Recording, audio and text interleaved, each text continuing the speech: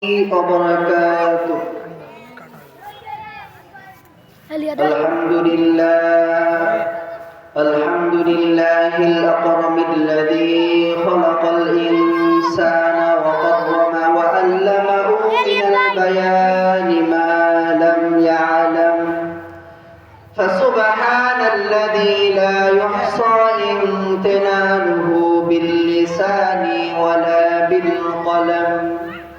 نشهد أن لا إله إلا الله وحده لا شريك له وسيدنا ونبينا وشفيعنا وحبيبنا ومولانا محمد محمدا عبده ورسوله صلى الله تعالى عليه وعلى آله وأصحابه وبارك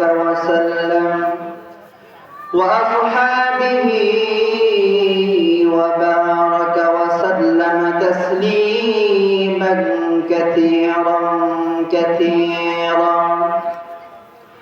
فقد قال الله تعالى في كلامه المجيد وفي فرقانه الحميد. أعوذ بالله من الشيطان الرجيم. بسم الله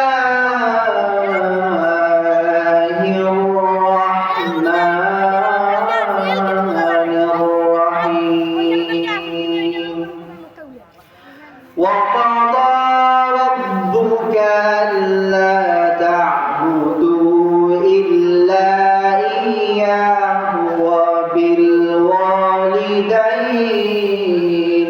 إحسانا. صدق الله المولانا العظيم وصدق رسوله النبي الكريم ونحن على ذلك من الشاكرين والشاكرين والذاكرين والحمد لله رب العالمين. بلغ العلا بكماله كشف الدجى بجماله حسنت جميع خصاله. صلوا عليه وآله. بلغ العلا بكماله كشف الدجى بجماله حسنت جميع خصاله. صلوا عليه وآله. أذكر ربنا قربكلي এভাবে দিন গেল চলি কেমনে মোরা হিসাব দিব ওই আল্লাহর কাছে। যদি নিকাশ চাই দিন ফুরিয়ে যায় রে আমার সময় ফুরিয়ে যায়। তবে মানুষ মনে রেখো একদিন তোমার সোনার দেহ থাকবে না রে ভাই। মাটির শরীর মাটির দেহ মিশবে রে ধুলায়, ঠিক কিনা? সম্মানিত মুরব্বিয়ানে কেরাম, যুবক ভাইরা, তরুণ ভাইরা, দূর দূরান্ত থেকে আগত আল্লাহ পাকের আশিকিন জাকিরিন মুহিব্বিন মুরব্বি কেরামে আযম, দোয়া পাবার আশায় আবারও শুরুতে জানাচ্ছি সালাম। আসসালামু আলাইকুম ওয়া রাহমাতুল্লাহি ওয়া বারাকাতুহু। আমি গুনাহগার আপনাদের সামনে কোরআনুল কারীম থেকে একটা আয়াত তিলাওয়াত করেছি। এর আলোকে অল্প কিছুক্ষণ আলোচনা করব। আল্লাহ তাআলা রব্বুল আলামিন আপনাদেরকে আমাকে বলার মতো এবং আপনাদেরকে শুনবার মতো তৌফিক হিম্মত আমাদেরকে দান করুন। সকলে বলি আমিন।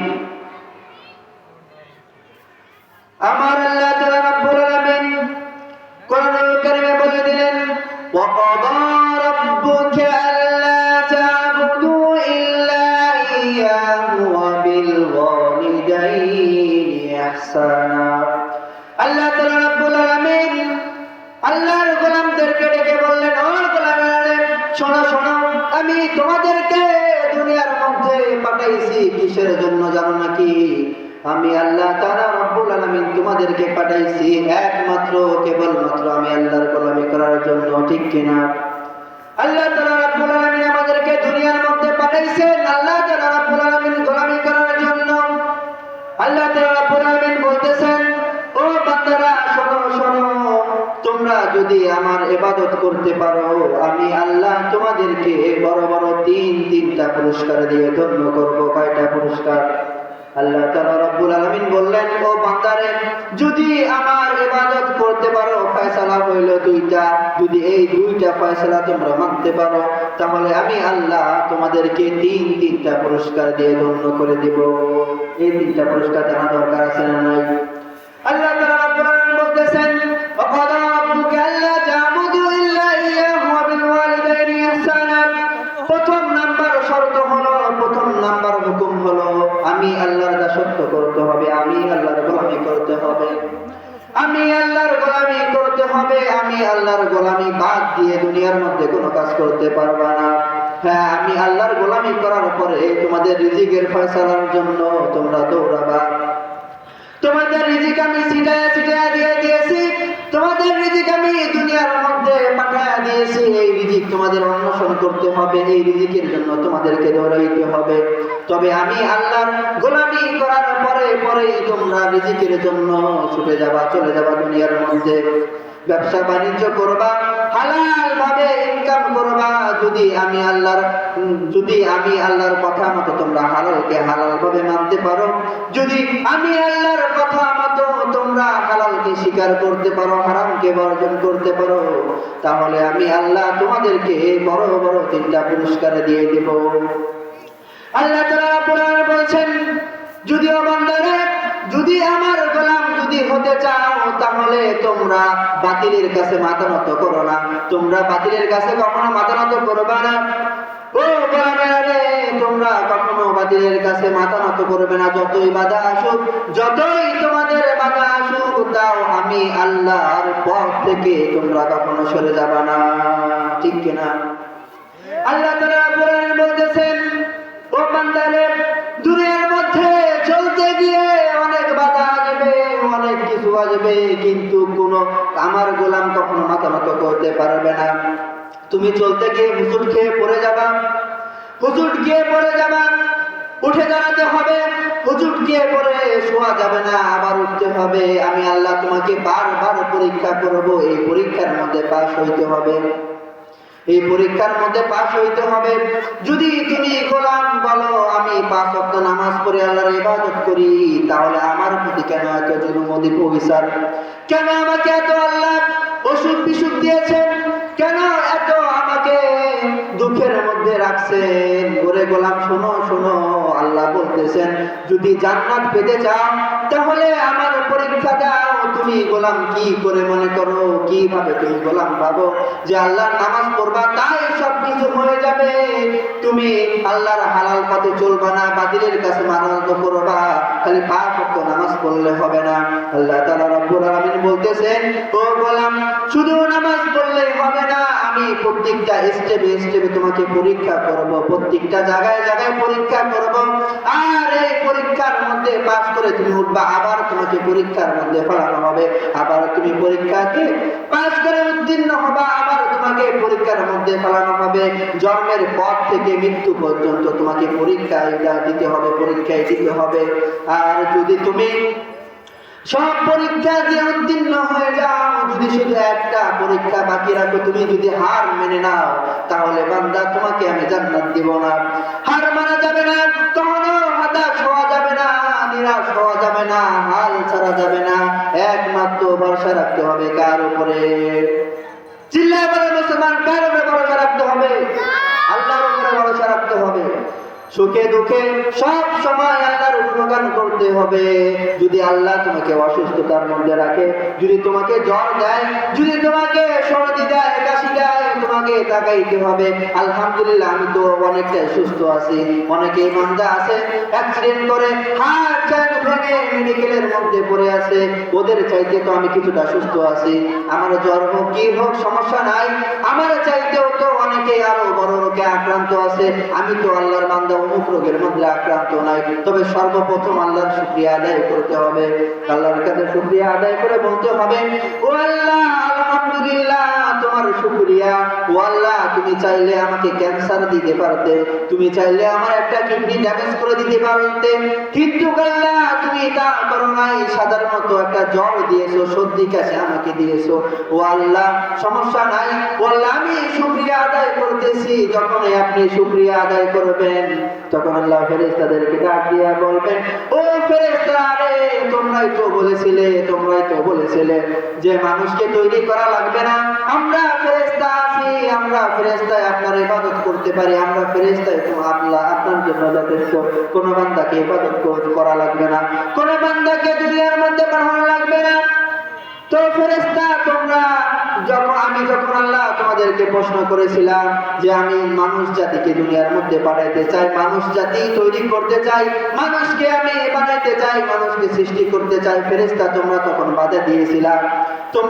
ফেরেশতারা বাধা দিয়েছিলাম। দেখো ফেরেশতারা দেখো আমার বান্দা বেডের মধ্যে কাতরাইতেছে, অসুস্থতার মধ্যেও আমি আল্লাহর শুকরিয়া আদায় করতেছে, আলহামদুলিল্লাহ বলতেছে।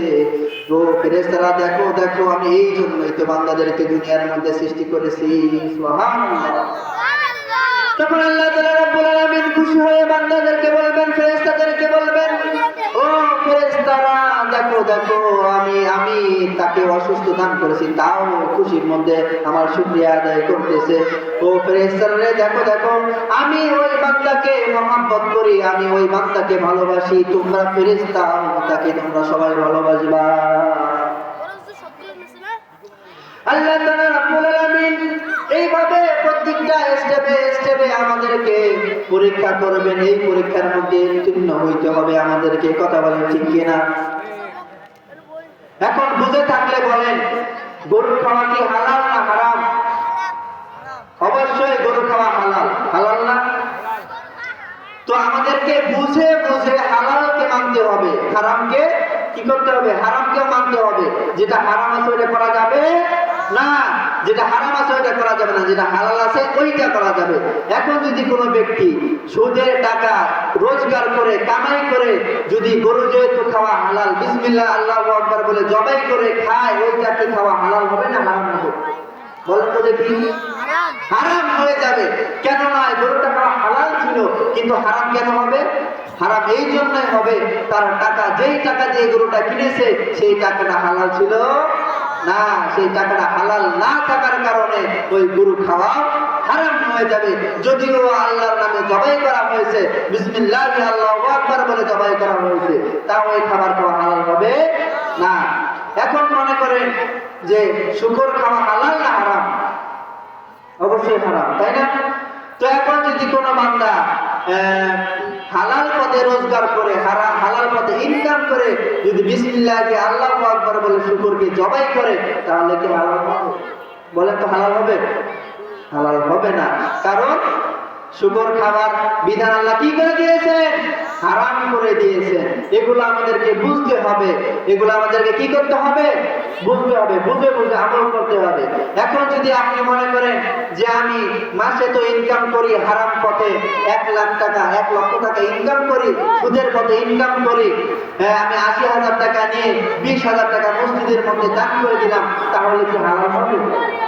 এখন যদি মনে করেন যে আমি তো আপনার খাইতেছি না, আল্লাহর উপরে দান করে আমি খাইতেছি, তে মনে হয় হালাল হয়ে যাবে।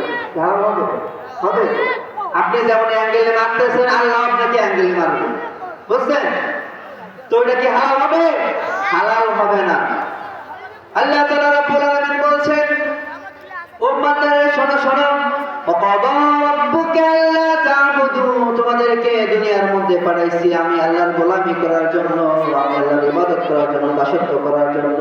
তারপর আল্লাহ তাআলা রব্বুল আলামিন বলছেন وَقَضَى رَبُّكَ أَلَّا تَعْبُدُوا إِلَّا إِيَّاهُ وَبِالْوَالِدَيْنِ إِحْسَانًا। আল্লাহ বলছেন ইল্লা ইয়াহু ওয়া বিল ওয়ালিদাইনি ইহসানা, ও গোলাম শোনো শোনো, আমার ইবাদত যখন করবা, আমার ইবাদতের পরে আর একটা ফয়সালা হলো, আমার ইবাদত করে মা বাবার গোলামি করা লাগবে। মা বাবার কি করতে হবে? মা বাবার প্রতি ইহসান করতে হবে, মা বাবার প্রতি গোলামি করা লাগবে। তো আল্লাহ তাআলা রব্বুল আলামিন শিখিয়ে দিচ্ছেন কোরআনের মধ্যে। আল্লাহ তাআলা রব্বুল আলামিন আয়াত বলে দিলেন ইম্মা ইয়াবলুগান্না ইনদাকাল কিবারু আহাদুহুমা আও কিলাহুমা ফালা তাকুল লাহুমা উফফিন ওয়া লা তানহারহুমা ওয়া কুল লাহুমা কাওলান কারীমা। আল্লাহ তাআলা রব্বুল আলামিন বলছেন ইম্মা ইয়াবলুগান্না ইনদাকাল কিবারু আহাদুহুমা, ও গোলাম শোনো শোনো, তোমাদের মা বাবার প্রতি ইহসান করতে হবে, মা বাবার গোলামি করা লাগবে। আমি আল্লাহর ইবাদত করলেই হবে না, আমি আল্লাহর পরীক্ষা দিলেই হবে না, দেখেন তো হবে না। যদি আমি আল্লাহর ইবাদত করতে করতে তুমি যদি কপাল কালো করে ফেলো, পা দুটো যদি ফুলাইয়া ফেলো, ইবাদত করতে করতে যদি তোমার মা বাবা তোমার প্রতি নারাজ থাকে, বেজার থাকে, তাহলে বান্দা তুমি কখনো জান্নাত যাইতে পারবে না। আল্লাহ তাআলা রব্বুল আলামিন বলছেন ও গোলাম শোনো শোনো, আমি আমার পরে তোমার মা বাবার প্রতি ইহসান করতে হবে, মা বাবার প্রতি গোলামি করা লাগবে। এখন আল্লাহ তাআলা রব্বুল আলামিন বলছেন আমার ইবাদত করার পরে মা বাবার গোলামি করা লাগবে, মা বাবার ইহসান করতে হবে। আর আল্লাহ তাআলা রব্বুল আলামিন বলছেন মা বাবার পায়ের নিচে সন্তানের বেহেশত। কথা বলেন ঠিক কিনা? অনেক সন্তান আছে মা বাবা যখন বৃদ্ধ হয়ে যায়, মা বাবা যখন বৃদ্ধ উপনীত হয়ে যায়, তখন সন্তান কি করে? মা বাবাকে দেখে না, মা বাবাদেরকে দেখতে পারে না। কথা বলেন ঠিক কিনা?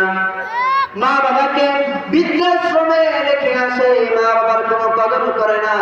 যেই মা বাবা তোমাকে 10 মাস, যেই মায়ে তোমাকে 10 মাস গর্ভে ধরে কত কষ্ট করে তোমাকে পেট থেকে দুনিয়ার মধ্যে নিয়ে এসেছে, সেই মা বাবাকে তারা কষ্ট দেয়। পেটের মধ্যে যখন সন্তান তুমি ছিলা, 10 মাস 10 দিন যখন তোমাকে পেটের মধ্যে মায়ে ধারণ করছিল, তখন সন্তান তুমি কিছু বলতে পারতে না, কোনটা খারাপ কোনটা ভালো তুমি জানতে না। যখন তোমার মা খাবার জন্য প্রস্তুত হইতো, যখন তোমার মায়ের ক্ষুধা লাগতো, যখন তোমার মা প্লেটটা হাতের মধ্যে নিয়ে যখন খাবারের জন্য খাবার মুখের মধ্যে দিবে, এমন অবস্থায় তুমি সন্তান মায়ের পেটের মধ্যে ঘুষি মারতা, লাথি মারতা, তখন মা কি করেছে? মা তখন খাইতে পারে নাই, হাত ধুয়ে তখন বসে পড়েছিল। আর যখন বসে পড়ে তখন তুমি সন্তান কি করেছিল? আবার মায়ের পেটের মধ্যে গুদা মারছিলা, মায়ের পেটের মধ্যে ঘুষি মারছিলা। তখন মা কি করেছে? মা শুয়ে পড়েছে। ও সন্তান, এগুলো এত এত কষ্ট করে তোমাকে দুনিয়ার মধ্যে মায়ে নিয়ে এসেছে, সেই মাকে তুমি কষ্ট দাও কেন? কেন যুবক, কেন?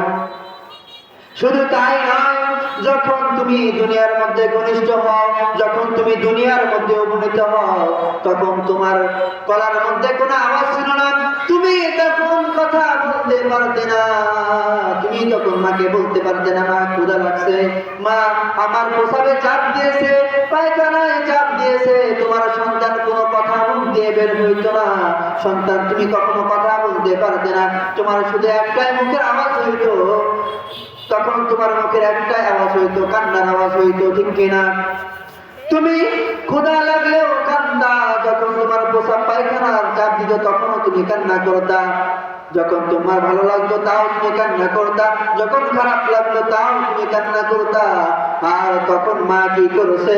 যখন তুমি কান্না করেছো তখন তোমাকে মায়ে খাবার দিয়েছে, সেই মাকে তুমি কেন কষ্ট দাও? হে যুবক, হে যুবক, যখন ঠান্ডা দিন যখন চলে আসছে, যখন মা বাবা ঘুমায় গিয়েছিল, বাবা তো ঘুমায় আছে, মাও ঘুমায় আছে, হঠাৎ করে রাত যখন গভীর হয়ে গিয়েছে, 10টা নাই, 11টা নাই, 12টা নাই, সন্তান তুমি কি করেছো?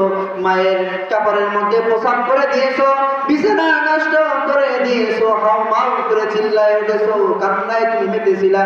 ও সন্তান, তখন মা তোমার ঘুমাইতে পারে নাই, বাবা তোমার ঘুমাইতে পারে নাই। ও সন্তান, মা বাবারে কিন্তু তখন রাগ হওয়ার কথা ছিল, তোমাকে পিটনি দেওয়ার কথা ছিল, তোমাকে মারি দেওয়ার কথা ছিল। সেই মা তোমাকে মারে নাই, একটা ফুলের টোকাও তোমাকে দেয় নাই। সেই মা তোমাকে কি করছিল? মা সঙ্গে সঙ্গে উঠে কাপড়কে পরিবর্তন করে তোমাকে আবার বিছানার মধ্যে শোয়াইছিল।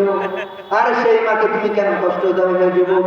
শুধু তাই নয়, যখন তোমাকে পরিষ্কার পরিচ্ছন্নতা করে যখন শোয়াইছে, আবার কিছুক্ষণ পরে তুমি কান্না করে দিয়েছো। সারা রাত তো তোমার মা ঘুমাইতে পারে নাই, একটা নয়, দুইটা নয়, রাত অনেক অনেক রাত ঘুমাইতে পারে নাই। ওই মাকে তুমি কেন কষ্ট দাও হে যুবক? কেন কেন কেন কষ্ট দাও? এগুলা কি তোমার মনে পড়ে না? তিলে তিলে তোমাকে যখন লালন পালন করা হয়েছিল, ও সন্তান শোনো শোনো, তিলে তিলে যখন তোমার মা তোমাকে লালন পালন করেছিল, তো তুমি মাকে গালি দিয়েছিলে। যখন তোমাকে লালন পালন করার পরে যখন তোমার 5 বছর, 7 বছর, 10 বছর, 12 বছর হয়েছে, যখন তোমাকে স্কুলে মায়ের বাবার ভর্তি করানো হয়েছিল, তখন তুমি বন্ধুদের সাথে কাজিয়া ঝগড়া বিবাদ করে বন্ধুদের সাথে মারামারিতে পারো নাই, বন্ধুদের সাথে মারামারিতে পারো নাই। এসে সঙ্গে সঙ্গে মার সাথে তুমি জিদ দেখাইছিলা, মার সাথে তুমি রাগ দেখাইছিলা, মার গায়ের মধ্যে হাত তুলছিলা, মাকে বকা দিছিলা, মাকে তুমি খারাপ খারাপ গালি দিয়েছিলা। তো মা সহ্য করেছিল, তোমাকে একটা ফুলের টোকা দেয় নাই। সেই মাকে তুমি কষ্ট দাও হে যুবক। যদি কেউ একটা পাখি মনে করেন রাস্তার, একটা পাখি মনে করেন গাছের মধ্যে বসে আছে, পাখিকে যদি আপনি গুলি করেন তো পাখির মধ্যে লাগতেও পারে, না লাগতে পারে, কোনো 100% গ্যারান্টি কেউ দিতে পারবে না। যতই আপনার নেশা ভালো হোক, আপনি গ্যারান্টি দিতে পারবেন না 100-এর মধ্যে 100টাই লাগবে। তো একটা হইলো মিস হইতে পারে, কিন্তু যদি জনম দুঃখিনী মা তোমাকে, যেই মা 10 মাস 10 দিন পেটে রেখে দুনিয়ার মধ্যে জন্ম দিয়েছে, যেই মা তোমাকে দিলে দিলে লালন পালন করেছে, সেই মা যদি একটা দোয়া করে, বন্দুকের গুলি মিস হইতে পারে, তাও মায়ের দোয়া কখনো মিস হবে না। জোরে বলেন সুবহানাল্লাহ। যদি মায়ের যদি মনে কষ্ট দাও, বাবার মনে যদি কষ্ট দাও, তাহলে বান্দা তুমি যত ইবাদত করো, যতই কপাল কালো করে ফেলাও না কেন, সেজদা দিয়ে কোনো লাভ নাই, কোনো লাভ নাই। সব ইবাদত মাটি হয়ে যাবে, কবুল হবে না। যেমন কিনা চাতালের মধ্যে যদি ধান নাড়া হয়, যদি বৃষ্টি আসে, সঙ্গে সঙ্গে ধানগুলো কি হয়? এক পর্যায়ে চলে যায় কিনা? তো বৃষ্টির মধ্যে ধানগুলো এক পর্যায়ে এক সাইডে চলে যায়। তেমন তুমি যতই সব ইনকাম করো, যতই সব কামাই করো না কেন, যদি মার বদদুয়া লেগে যায়, তাহলে যুবক তুমি কখনো উন্নতি করতে পারবে না। যতই তুমি হার ভাঙা পরিশ্রম করো, কখনোই তুমি সফলতা ইনকাম করতে পারবে না, সফলতা অর্জন করতে পারবে না। শোনো যুবক, শোনো, তুমি লক্ষ লক্ষ কোটি টাকা বিজনেস করতে পারো, লক্ষ লক্ষ কোটি টাকা মালিক হইতে পারো, কখনো তোমার মনের মধ্যে শান্তি জিনিসটা কখনো আসবে না যদি মা বাবার মনে কষ্ট দিয়ে থাকো। যদি মা বাবার মনে কষ্ট দাও, কখনোই তুমি কোনো কিছু করতে পারবে না। আল্লাহ তাআলা রাব্বুল আলামিন বলছেন, যদি তোমরা মা বাবার সাথে খারাপ ব্যবহার করে থাকো, খারাপ আচরণ করে থাকো, তাহলে তোমরা এখনই গিয়ে মা বাবার কাছে মাপ চেয়ে নাও, এখনই গিয়ে মা বাবার কাছে মাপ চেয়ে নাও। যদি মা বাবা কারো বেঁচে না থাকে, তাহলে আল্লাহ তাআলা রাব্বুল আলামিন কোরআনুল কারীমে আল্লাহ তাআলা রাব্বুল আলামিন দোয়া শিখিয়ে দিয়েছেন, ওয়াকফিদ লাহুমা জানাহাদ দুল্লি মিনার রাহমানি ওয়া কুর বিরহামহুমা কামা রাব্বায়ানি সগীরা। সবাই আমার সঙ্গে সঙ্গে বলেন, রব্বিরহামহুমা কামা রাব্বায়ানি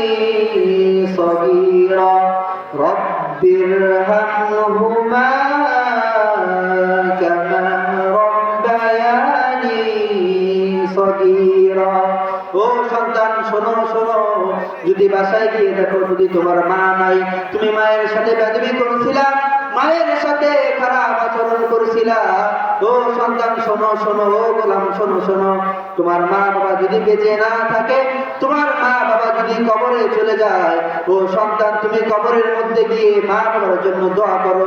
দুই হাত তুলে আমি দোয়া শিখিয়ে দিচ্ছি, তুমি বলো রব্বিরহামহুমা কামা রাব্বায়ানি সগীরা।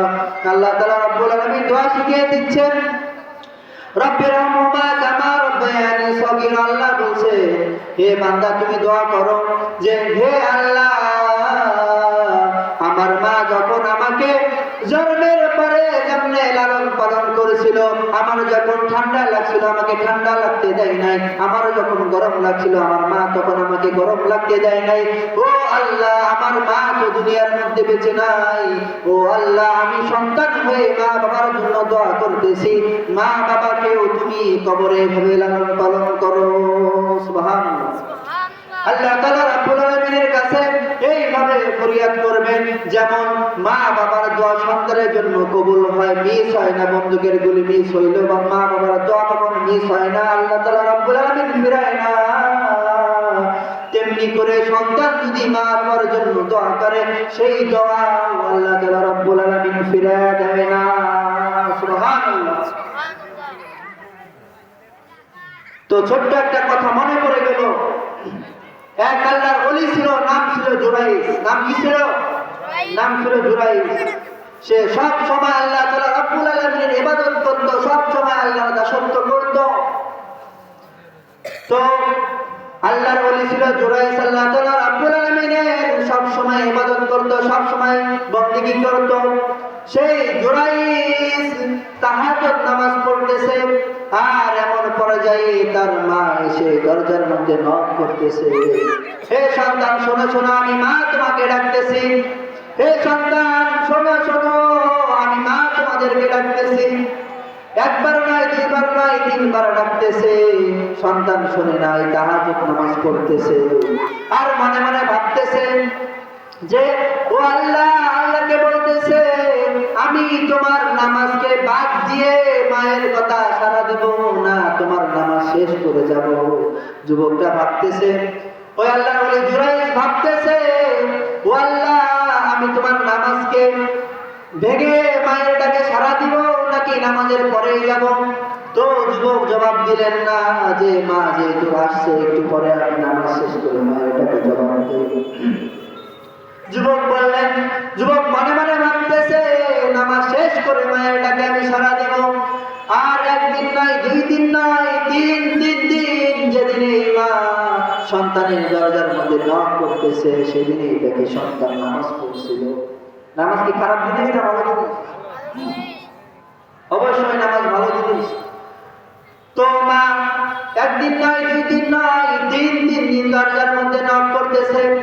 নক করার পরেও সন্তান তাকে সাড়া দেয় নাই, কারণ সন্তান নামাজরত অবস্থায় ছিল। সন্তান তাকে সাড়া দেয় নাই। যখন এই সন্তান নামাজ শেষ করেছে, তখন দেখে মা আর ওই জায়গার মধ্যে নাই, মায়ের সাথে কথা বলার জন্য গেছিল। মা ওই জায়গার মধ্যে নাই, মা চলে গেছেন। মা তখন রাগ করে মনে মনে একটা কথা উচ্চারণ করেছিল, হে আল্লাহ, হাতও তুলে নেয় আল্লাহর কাছে বলছিল, আল্লাহ, আমার জুরাইজ যেন মেয়ে লোকের ফিতনায়, মেয়ে লোকের জেনায় না করে যেন তার মৃত্যু হয়। তো দেখেন মায়ে কিন্তু হাত তুলে নাই, মায়ে শুধু একটা কথা বলছে, আমার সন্তান যেন মেয়েদের হাতে পড়ে, মেয়েদের জেনায় যেন না পড়ে কি হয়, মারা না যায়, এই ফিতনার মধ্যে না পড়ে যেন মারা না যায়। তখন মায়ের দোয়া সঙ্গে সঙ্গে আল্লাহর দরবারে কবুল করে নিয়েছে। আল্লাহ তাআলা রাব্বুল আলামিন মায়ের দোয়া কবুল করে নিয়েছেন।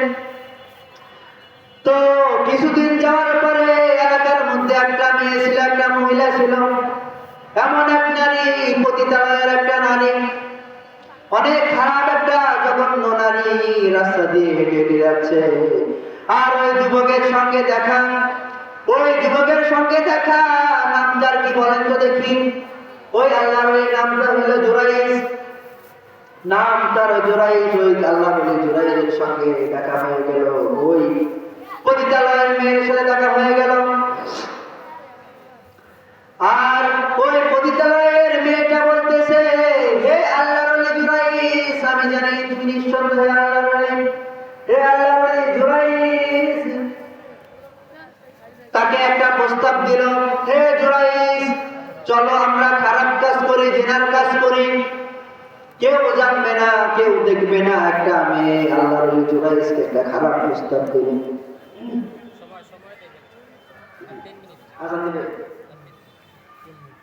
তো জুরাইজ কি করতেছে? জুরাইজ বলে, না না, আমি এই খারাপ কাজ করতে পারবো না। আমার এই মাঝে তুমি আর আমি ব্যতীত কেউ না, আমি খারাপ কাজ করতে পারবো না।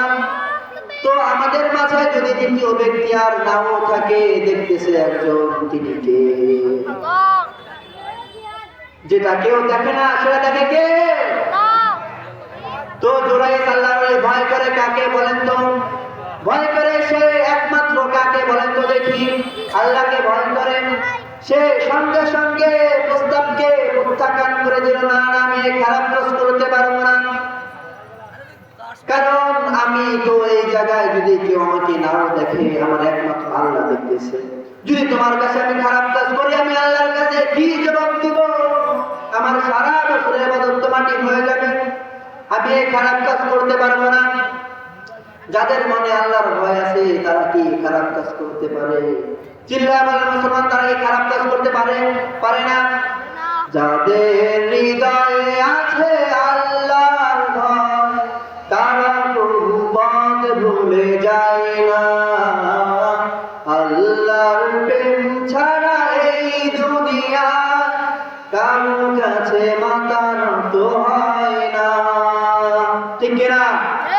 যাদের হৃদয়ে আছে আল্লাহর ভয়, তারা প্রভু পথ ভুলে যায় না। আল্লাহর প্রেম ছাড়া এই দুনিয়ায় কারো কাছে মাথা নত হয় না। রাতের আধারে যারা সেজদাতে রায়, দু চোখের শুরুতে নদী যেন বয়, চলনার হাত ছানি যতই ডাকু, চলনার হাত ছানি যতই ডাকু, ফিরেও সে তাকায় না। আল্লাহর প্রেম ছাড়া এই দুনিয়ায় কারো কাছে কোনো কিছু যায় না। চিল্লায় বলে তোমার ঠিক কিনা? তো দেখেন, তারপর কিছুক্ষণ যাওয়ার পরে একটা লোকের সঙ্গে দেখা, সন্ধ্যা হয়ে গেছে। ওই যুবতী মেয়েটা আবার একটা যুবককে বলল, চলো আমরা খারাপ কাজ করি। আর ওই যুবক যুবতী যখন খারাপ কাজ করলেন, খারাপ কাজ করার 3 মাস বেঁধে রেখে 3 মাস পরে ওই মহিলা পেটের মধ্যে সন্তান এসে গিয়েছে। আর এলাকাবাসী যখন বলাবলি করলো, ও খারাপ মেয়ে, তোমার তো বিবাহ শাদী হয় নাই, তোমার পেটের মধ্যে বাচ্চা, এটা কার বাচ্চা? লোকে বলাবলি করা শুরু করে দিল। আর তখন ওই পতিতালয়ের ওই মেয়েটা বলতেছে, আমার পেটের সন্তানের বাবা হইল ওই যে আল্লাহর ওলি জুরাইজ। জোরে বলেন নাউজুবিল্লাহ। আদর দিয়েছে নাকি? আল্লাহর ওলি জুরাইজ ওই আমার সন্তানের বাবা, ওই আমার সাথে খারাপ কাজ করছে, আমাকে জোরপূর্বক দর্শন করেছে, ওই আমার খারাপ কাজ করছে। আমার সন্তানের বাবা হইল জুরাইজ। তো সব লোকজন খেপে গেল। আমরা যার কথা শুনে হেদায়েত হয়েছি, যার কথা এত মানি, যে উনি সব সময় ইবাদতে লিপ্ত থাকে, তো সেই ওলি কিনা খারাপ কাজ করেছে, সেই ওলি কিনা এইভাবে এত একটা মেয়ের ইজ্জতকে লঙ্ঘন করেছে। আমরা যাকে ভালো মনে করছিলাম, সে তো আসলে ভালো না। সে রাতের বেলা করে আল্লাহর ইবাদত আর দিনের বেলা করে এমন শয়তানি। সঙ্গে সঙ্গে সবাই দল নিয়ে গেল, সঙ্গে সঙ্গে তার গির্জাটাকে ভেঙে দাও, তার বাড়িটাকে ভেঙে দাও, তার ইবাদতখানাকে ভেঙে দেওয়ার সঙ্গে সঙ্গে তার ইবাদতকে ভেঙে দেওয়া হলো। জুরাইজ লোকদেরকে হাত জোর করে বলতেছে, ও ভাই শোনেন, কি হয়েছে আমাকে বলেন, কি হয়েছে আমাকে বলেন, আমার ঘর ভাঙেন না। তো এই জুরাইজের কোনো কথা শুনতেছে না লোকবাসী, গ্রামবাসী কোনো কথা শুনতেছে না। ওই জুরাইজের ঘরটাকে ভেঙে ফেললো। তারপর বিচার মহল্লার সবাই মিলে একটা বিচারের আয়োজন করা হলো। আর বিচার কার্যকর করার সময় তখন জুরাইজকে জিজ্ঞাসা করা হলো এর বাচ্চার বাবাকে। তখন জুরাইজ বলল, ওয়াল্লাহি আল্লাহর কসম, আমি জানি না এই সন্তানের বাবাকে, আমি জানি না। আমি বলতে পারি এই মেয়ের সাথে খারাপ কাজ আমি করি না, আমি একমাত্র আল্লাহকে ভয় করি। আমি কেন খারাপ কাজ করবো? আমি এই খারাপ কাজ করি নাই, জেনার কাজ আমি করি নাই। তো মহিলাকে যখন জিজ্ঞাসা করা হলো, মেয়েটাকে যখন জিজ্ঞাসা করা হলো, ওই মেয়ে আবার বলতেছে, ঘুরে ফিরে আবার বলতেছে, আমার সন্তানের বাবা হইল আল্লাহর নবী জুরাইজ। নাউজুবিল্লাহ বলেন। তখন আল্লাহর ওলি জুরাইজ বলতেছেন, ঠিক আছে বুঝলাম, আমি এই মেয়েকে ধর্ষণ করছি, আমি এই মেয়েকে জিনা করছি, এই সন্তানের বাবা আমি বুঝলাম। তবে আমার একটা শর্ত আছে,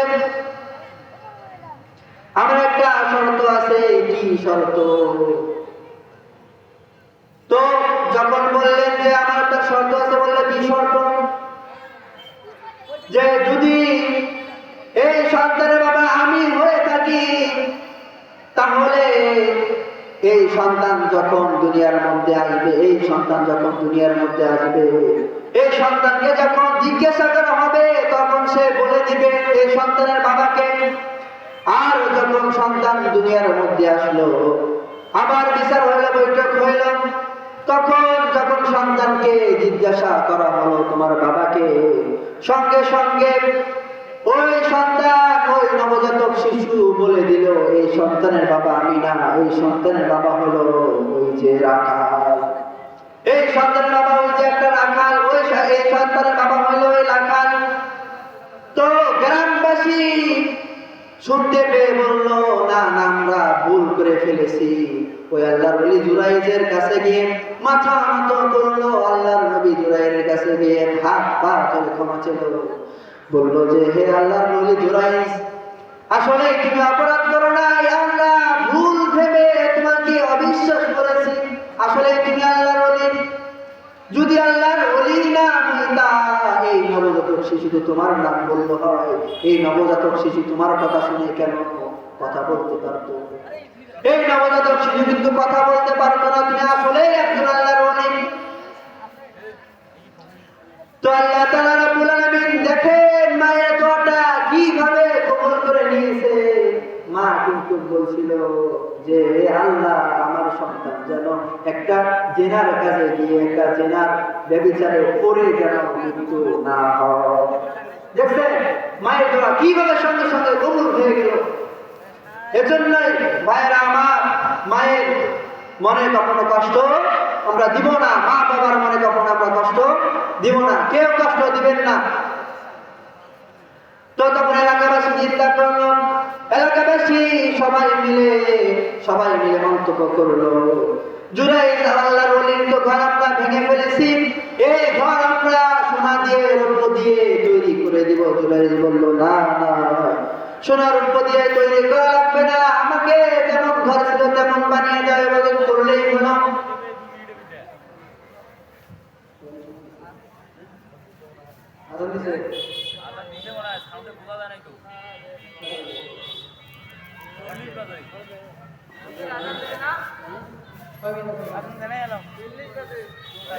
ফোন দিছে, ফোন দিছিল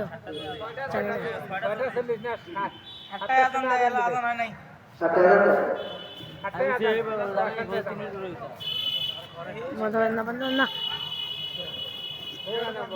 আর অল্প কিছুক্ষণ আলোচনা করবো, 4 মিনিট আলোচনা করে শেষ করে দেবো ইনশাআল্লাহ, যেহেতু আমাদের সময় চলে আসছে। মোবাইল না, যদিও আলোচনার কিছুই হয় না এখনো। তো আল্লাহর নবী, আমি কিন্তু আলোচনার ভিতরে আছি, বলতেছিলাম মা বাবাকে কষ্ট দিলে কি হয়, মা বাবা শুনলে, মা বাবা দোয়া করলে কত দ্রুত আল্লাহর কাছে পৌঁছে যায়, কত দ্রুত আল্লাহ কবুল করে ফেলে বলতেছিলাম, তাই না? বুঝতে হবে, আমার পয়েন্ট বুঝতে হবে। আমি কখনো কিচ্ছা কাহিনী বলিও নাই, বলবো না ইনশাআল্লাহ। এটা একটা হাদিস, বুঝছেন? তো আল্লাহর নবী একজন ছিল, আল্লাহর নবী নাম ছিল তার মুসা নবী। কি নাম ছিল? মুসা নবী। আপনারা চিনেন? মুসা নবী কি চিনেন? তো মুসা নবী আল্লাহকে বলতেছে, ও আল্লাহ, তুমি যদি আমার আল্লাহ হইতাম, আমি মুসা নবী যদি তোমার আল্লাহ হইতাম, তুমি আল্লাহ যদি আমার বান্দা হইতাম, তাহলে আমি আল্লাহর কাছে কি চাইতাম? দেখেন কত বড় কথা বলছে মুসা নবী। এভাবে কিন্তু আল্লাহর কাছে বলতেন, এভাবে আল্লাহর কাছে বলতেন যে, হে আল্লাহ, যে আমি যদি মুসা তোমার আল্লাহ হইতাম, তুমি যদি আল্লাহ আমার বান্দা হইতা, তাহলে তুমি কি চাইতা? তখন আল্লাহ বলতেছে, হে মুসা, তুই আর প্রশ্ন করা বাকি রাখবি না। তো আল্লাহ বলতেছে যে, আমি যদি তোর বান্দা হইতাম, তুই যদি আমার আল্লাহ হইতি, তাহলে একটা জিনিসে চাইতাম, সেটা হলো যে, হে আল্লাহ, তুমি আমাকে সর্বদা সবসময় সুস্থতা নিয়ামত দাও। তো মুসা নবী বলে, হে আল্লাহ, তুমি আমাকে সুস্থতা নিয়ামত দিয়ে দাও। মুসা নবী কখনো অসুস্থ হয় নাই। তো আল্লাহ তাআলা রাব্বুল আলামিন বলছেন, যা, তোকে দিয়ে দিলাম। তো মুসা নবী আল্লাহর কাছে বলতেছেন, হে আল্লাহ, তুমি কি ঘুমাও না? তুমি কি নিদ্রা যাও না? তুমি কি ঘুমাও না? ও আল্লাহ, তুমি কি কখনো ঘুমাও না? তো আল্লাহ তাআলা রাব্বুল আলামিন বলতেছে, হে মুসা, একটা কাচের গ্লাস নাও। তো মুসা নবী বলতেছে, ও আল্লাহ, তোমাকে আমি প্রশ্ন করলাম কি, তুমি উত্তর দিলা কি? আল্লাহ বললেন, খবরদার কথা বলবো না, আমি যেটা বলছি সেটা করো। কাচের গ্লাস দাও। আর সঙ্গে সঙ্গে কাছের গ্লাসের মধ্যে পানি নিয়ে মুসা নবী হাতের মধ্যে নিয়ে দাঁড়ায় আছেন। এভাবে গ্লাসটা নিয়ে এভাবে দাঁড়ায় আছেন। আর তখন আল্লাহ তাআলা রাব্বুল আলামিন ঘুমকে বলল, হে ঘুম, মুসা নবীকে ধর, মুসা নবীকে ধর। আর তখন যখন এই ঘুম মুসা নবীকে ধরলো, সঙ্গে সঙ্গে গ্লাসটা পাহাড়ের মধ্যে পড়ে সঙ্গে সঙ্গে চুরমাচার হয়ে গেল, পানিগুলো পড়ে গেল, আর মুসা নবীর ঘুম ভেঙে গেল। তো মুসা নবী আল্লাহর কাছে বলতেছে, ও আল্লাহ, আমি ইচ্ছা করে ভাঙি নাই, ও আল্লাহ, হঠাৎ করে কেন জানি আমার ঘুম ধরে যায়, ও আল্লাহ, হঠাৎ করে আমার ঘুম চলে আসলো, ও আল্লাহ, এই জন্য গ্লাসটা পড়ে গিয়েছে। আল্লাহু আকবার।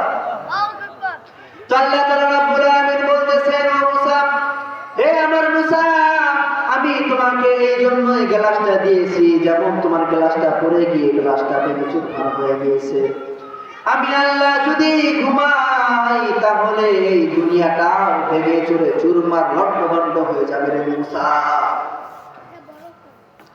তো মুসা নবী বুঝলেন যে, আল্লাহ, বুঝলাম আপনি ঘুমানো না, আল্লাহ, আপনি নিদ্রাও নাই, ঘুমও নাই, আপনি সব সময় বিরাজমান, সব সময় জাগ্রত থাকেন। আল্লাহ সব সময় কি? আল্লাহ সব সময় বিরাজমান, আল্লাহ সব সময় জাগ্রত থাকেন, ঠিক কিনা? তো আবার মুসা নবী বলতেছে, হে আল্লাহ, আমাকে তো তুমি জান্নাত দিবা, তো জান্নাত দিবা, আমাকে জান্নাতে হাসর নাসর করাবা। তো আমরা হাদিসের মধ্যে শুনে থাকি যে, যার সাথে যত মহাব্বত তার সাথে কি হাসর নাসর, তাই না? তো প্রত্যেকটা নবীর সাথে কিন্তু একটা একটা করে মানুষকে আল্লাহ তাআলা রাব্বুল আলামিন জান্নাতের মধ্যে দিবেন, তাই না? তো আল্লাহকে প্রশ্ন করতেছে মুসা নবী যে, আল্লাহ, তুমি কার সাথে হাসর নাসর করাবা, কার সাথে আমাকে জান্নাত দিবা? তো মুসা নবী আল্লাহ বলতেছে, হে মুসা, তোমাকে আমি হাসর নাসর কার সাথে করাবো, তোমাকে জান্নাতে কার সাথে দেবো জানো? হে আল্লাহ, আপনি বলে দেন, আপনি ফাইন্ড আউট করে দেন, আপনি ক্লিয়ার করে দেন। তো আল্লাহ বলতেছে যে, আমি তোমাকে উমুক এলাকার একটা কসাইয়ের সাথে জান্নাত দেব, কসাইয়ের সাথে তোমাকে জান্নাতের মধ্যে রাখবো। আল্লাহু আকবার। তো মুসা নবী আল্লাহকে বলতেছে, আল্লাহকে ডেকে বলতেছে, ও আল্লাহ, আমি একজন নবী মানুষ, ও আল্লাহ, তুমি কিনা আমাকে রাখবা একটা ওলির সাথে, তুমি কিনা রাখবা আমার সাহাবীর সাথে, জান্নাতে রাখবা। ও আল্লাহ, আমি একজন নবী হয়ে কেন কসাইয়ের সাথে জান্নাতের মধ্যে থাকবো? আল্লাহ বলো বলো।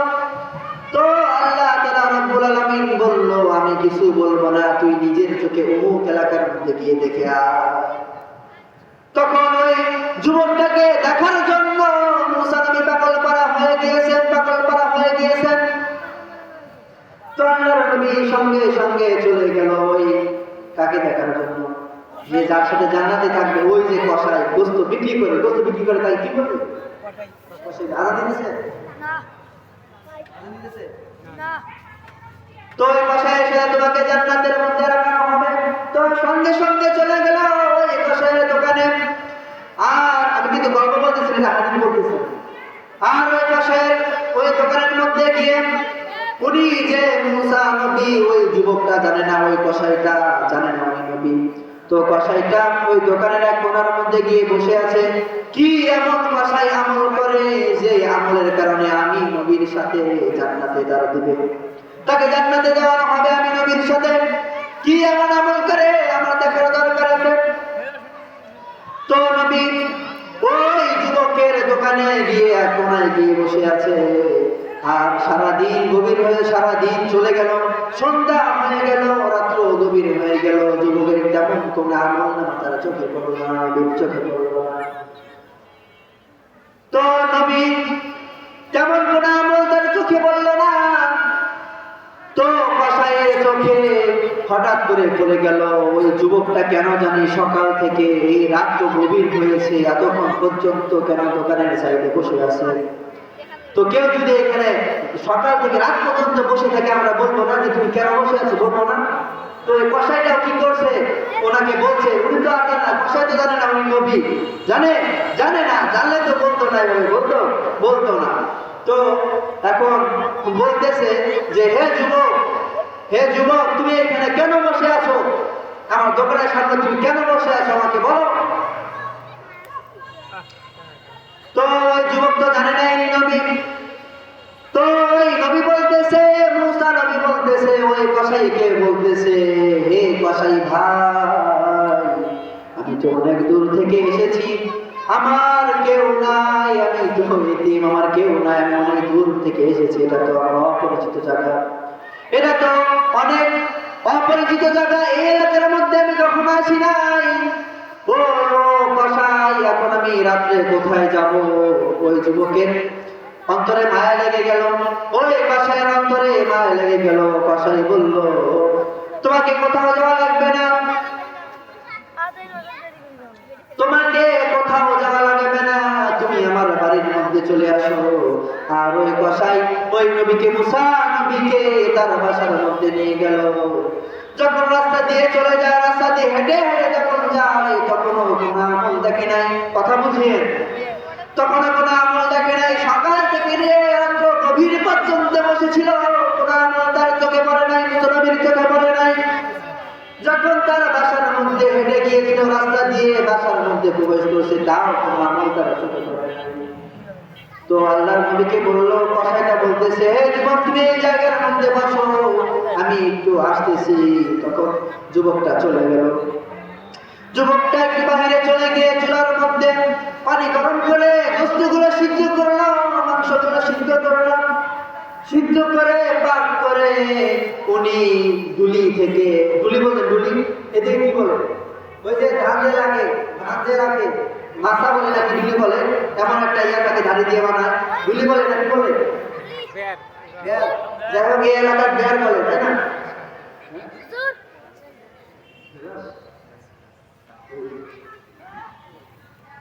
তো ওই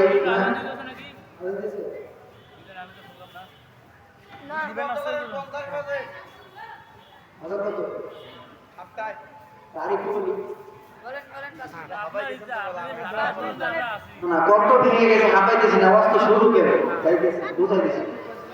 শোনেন তো, যখন যুবকটা চলে গেল, যখন আল্লাহর নবী গিয়ে বিছানার মধ্যে বসলেন, দেখে ওই আল্লাহর কসাই কি করতেছে, মাংসগুলো পানির মধ্যে গরম করে, ওই মাংসগুলো গরম করে সিদ্ধ করে কাকে জানি ডুলি থেকে নামায়া খিলাইতেছে, মাথা থেকে নামায়া কাকে জানি খিলাইতেছে। একটা বয়স্ক মহিলা আজকে চলতে ফিরে পারে না, তাকে ধুলায়া খাওয়াইতে হয়, বিছানায় আগে বিছানায় প্রসাব পায়খানা করে, তার কোনো শক্তি নেই।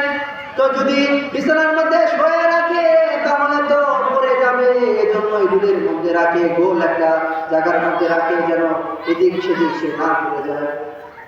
তো বয়স্ক মহিলাকে কি করলেন, বয়স্ক মহিলাকে মাংসগুলো সিদ্ধ করে, মাংসগুলো কাকসা করে খাওয়াইতেছে। আর ওই মুসা নবীর চোখের মধ্যে পড়তেছে, কত সুন্দর করে কাপড় চাপড় পরিষ্কার করে ওই মাংসগুলো তাকে খাওয়াইতেছে, খাওয়ানোর পরে আমার ওই জায়গার মধ্যে রাখতেছে। আর ওই বুড়িমা ফিস ফিস করে কি যেন বারবার বলতেছে, ফিস ফিস করে কি যেন দিয়ে উচ্চারণ করতেছে, বারবার জিকির করতেছে ফিস ফিস আওয়াজে। এখন মুসা নবী ভালো মতো শুনতেও পারে না, মহিলা মানুষ ভালো মতো বুঝতেও পারে না, মহিলা মানুষ তো ফিস ফিস করে কথা বলে, তাই না? তো ফিস ফিস করে কথা বলতেছে, কিছু বোঝাও যায় না।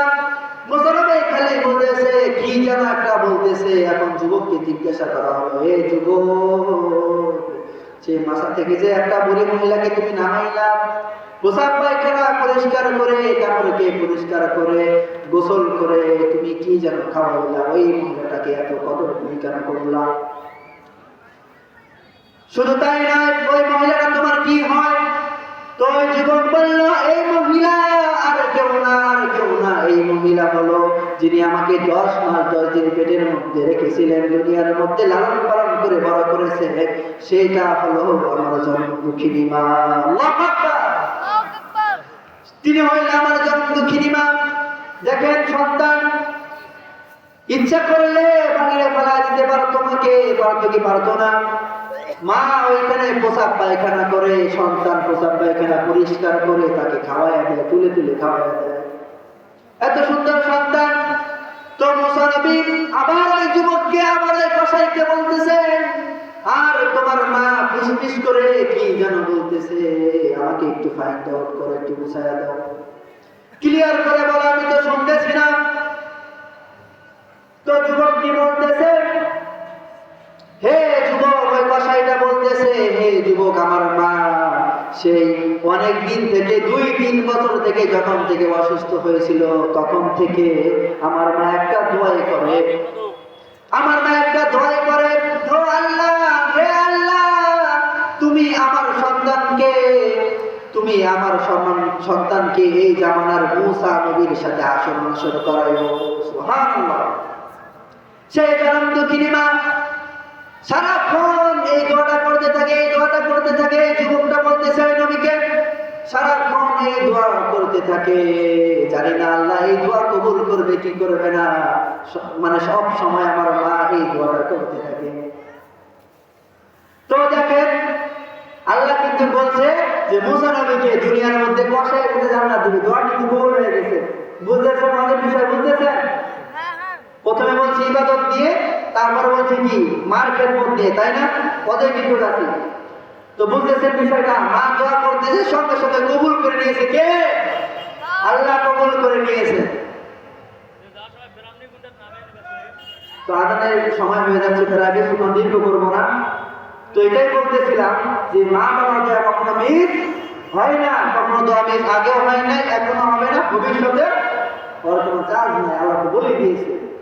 তারপর যে বলছিলাম যে আল্লাহর ইবাদত করলে ফয়সালা হলে দুইটা, আল্লাহর ইবাদত করতে হবে, তারপরে কি করতে হবে? মায়ের খেদমত করতে হবে, মায়ের ইবাদত করতে হবে, তাই না? এই দুইটা ইবাদত করলে তিনটা বড় বড় পুরস্কার দিয়ে ধন্য করবে। কয়টা পুরস্কার? তিনটা পুরস্কার। এই জায়গাতে আমরা আসি, শুনবেন শুনবেন শুনবেন আজানের সময় হয়ে গেছে, এখন মাইক বন্ধ করতে হবে। ইনশাআল্লাহ পরবর্তী সময় যদি কোনো মসজিদে যাওয়া হয়, কিংবা যদি আপনাদের সামনে আলোচনা করার সুযোগ থাকে, ইনশাআল্লাহ বলবো। তো আমি যাহা কিছু আলোচনা করেছি, যদি আলোচনার মধ্যে ভুল হয়ে থাকে